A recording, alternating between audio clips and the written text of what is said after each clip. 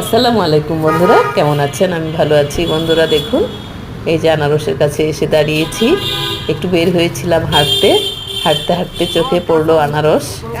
আনারসটা বেশ কিছুদিন পাওয়া যাচ্ছিল না, এখন হঠাৎ করে আবার দেখলাম, এই জন্য দাঁড়িয়ে গেলাম বেনের সামনে। দেখুন বন্ধুরা, এই আনারসটা কিন্তু অনেক উপকারী একটা ফল।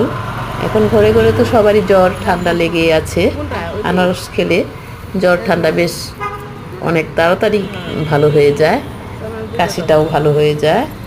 বন্ধুরা দেখুন কিভাবে কাটছে, আমার কাছে দারুণ লাগছে এই কাটার অভিনব পদ্ধতিটা।